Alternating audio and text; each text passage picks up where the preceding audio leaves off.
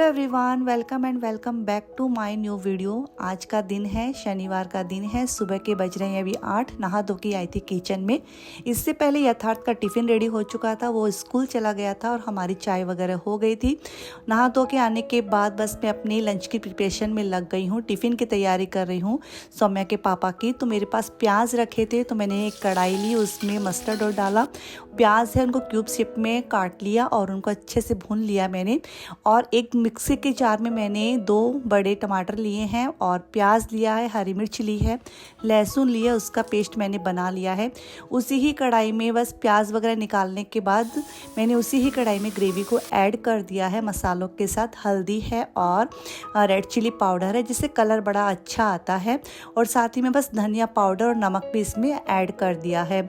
यहाँ पे बस मैं बनाऊंगी आलू के पराठे, तो उसके लिए तवा भी मैंने चढ़ा दिया है। ऐसी सब्जी में जब दही ऐड करते हैं तो दही से ना बहुत अच्छा टेस्ट आता है। दही स्किप भी कर सकते हैं, ऐसा ज़रूरी नहीं है। तो मैंने थोड़ी सी गैस की फ्लेम को ऑफ करके दही भी डाल दिया था और इसकी जो ग्रेवी है उसको अच्छे से पकने देंगे, बहुत अच्छे सिकाई करेंगे। और जब अच्छे सिकाई हो जाएगी, इसके अंदर हम ये प्याज है जो हमने भुने थे ऐड कर देंगे और धीमी धीमी आंच पे खुले ही इसको पकाएंगे। तो यहाँ पे आलू का पराठा, दही है, बस सौम्या के पापा का नाश्ता तैयार है, उनको मैंने परोस दिया है। इस वाली सब्जी के साथ ना, प्याज वाली सब्जी के साथ यदि हम पराठे बनाते हैं ना सिंपल से, वो बहुत अच्छे लगते हैं।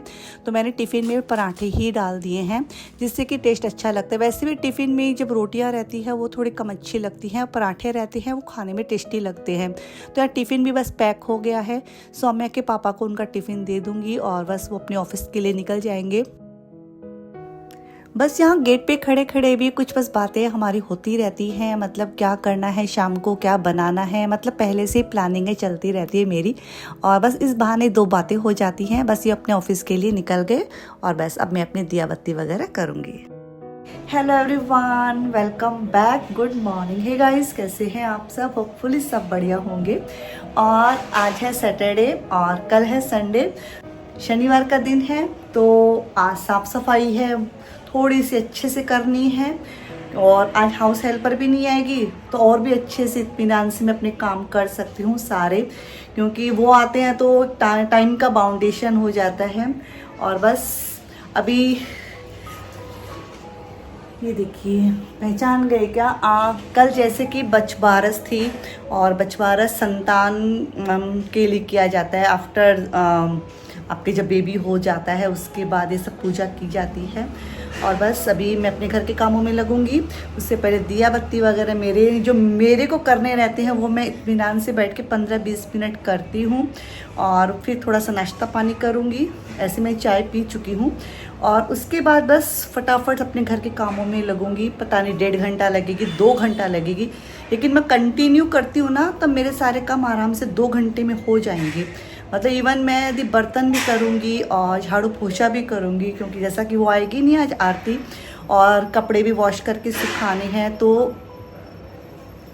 और बस अभी मलाई है, निकाल के रख देती हूँ फ्रिज में से, क्योंकि मक्खन भी बना लेते हैं।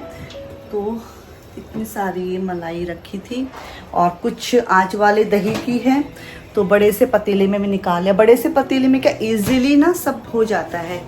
इसमें देखो थोड़ी सी तो मैंने निकाल के रख दी है, थोड़ी सी इसके अंदर है, और जिससे कि ना थोड़ा सा रूम टेम्परेचर में होगी, उसके बाद फटाफट से कर लूँगी। और बर्तन तो इतने सारे ढेर सारे निकल आए। सुबह सुबह एकदम जल्दीबाजी रहती है ना, बहुत सारे बर्तन निकल आते हैं। तो चलिए अपने कामों को करती हूँ शुरू। और हाँ जी, यदि आप फर्स्ट टाइम मेरे चैनल पे है ना, तो प्लीज़ लाइक कमेंट करने के साथ सब्सक्राइब कर दीजिए और चैनल को ज़्यादा से ज़्यादा लोगों के बीच शेयर। तो यहाँ पे बस मैंने वॉशिंग मशीन में कपड़े भी डाल दिए। आजकल मेरा टारगेट यही रहता है, थर्सडे और संडे को छोड़ के डेली ही कपड़े को वॉश करने का, जिससे कि ना मेहनत कम लगती है और कपड़े सुखाने में भी, धोने में भी, फोल्ड करने में भी और उनको अरेंज करने में भी। बस अभी मैं आ गई थी किचन में, और किचन में कुछ सामान इधर उधर फैला हुआ है, उनको सबको अरेंज करूँगी और स्टेप बाय स्टेप चलूँगी, तो मुझे शायद तसल्ली से मेरा काम मैं कर पाऊँगी। तो यहाँ पर बस मैंने सर्विस प्लेटफॉर्म क्लीन किया और आज तो मुझे बाकी और काम भी करने हैं। तो वही देखते हैं कितनी देर में मेरे ये सारे काम हो सकते हैं। लेकिन ऐसा है, यदि आप जल्दी उठ जाते हैं ना तो आपके सारे काम फटाफट हो जाते हैं। जब हम बचपन में मम्मी से सुनते थे कि जल्दी उठा करो, जल्दी उठा करो, तो ऐसे लगता था कि जल्दी उठ के कोई क्या ही उखाड़ सकता है। लेकिन ऐसा नहीं है, जल्दी उठ के हम बहुत सारे काम अपने निपटा सकते हैं। एक तो जल्दी उठते हैं ना तो माइंड भी फ्रेश रहता है और समय है वो हमारे कंट्रोल में रहता है और हम मतलब आराम से काम कर सकते हैं। और वही हम यदि देर से उठते हैं तो समय बहुत तेज़ी से भागता है और माइंड भी तेज़ी से भागता है, लेकिन हमारे हाथ जल्दी जल्दी नहीं चल पाते हैं और इस चक्कर में इरिटेशन आने लगता है। तो बस यहाँ पे मैंने सर्विस प्लेटफॉर्म अच्छे से क्लीन किया, सभी चीज़ों को अच्छे से अरेंज किया और इतने ढेर सारे बर्तनों को मैंने वॉश कर दिया। वॉश करने के बाद साइड में बर्तनों को मैंने रख दिया और गैस चूल्हा है उसको अच्छे से वॉश करूँगी।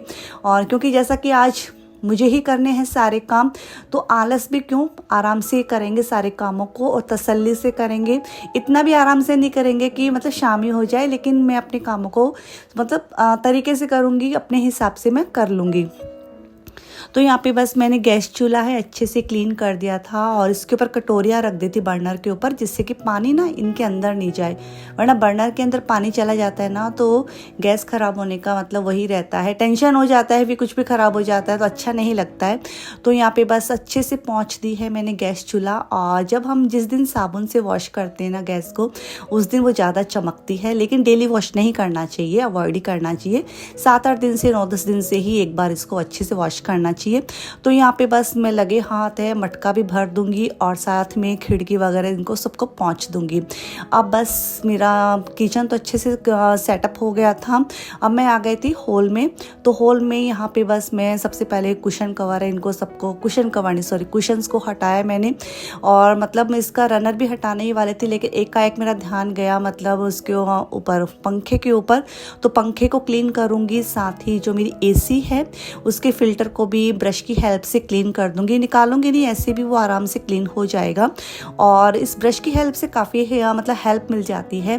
क्लीनिंग टूल्स हमारे पास यदि अच्छे से हो ना तो सफाई करने में ईजी रहता है, मगजमारी नहीं होती है, क्योंकि हर जगह हर चीज़ नहीं जाती है। ब्रश है ये आराम से ईजिली मतलब इसके अंदर चली गई और आराम से वो फिल्टर है क्लीन हो गया था।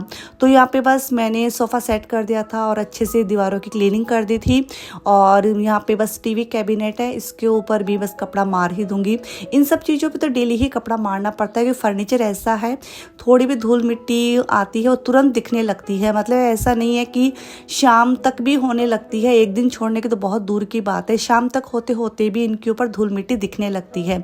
तो बस यहाँ पे मेरा हॉल है अच्छे से नीट एंड क्लीन हो गया था।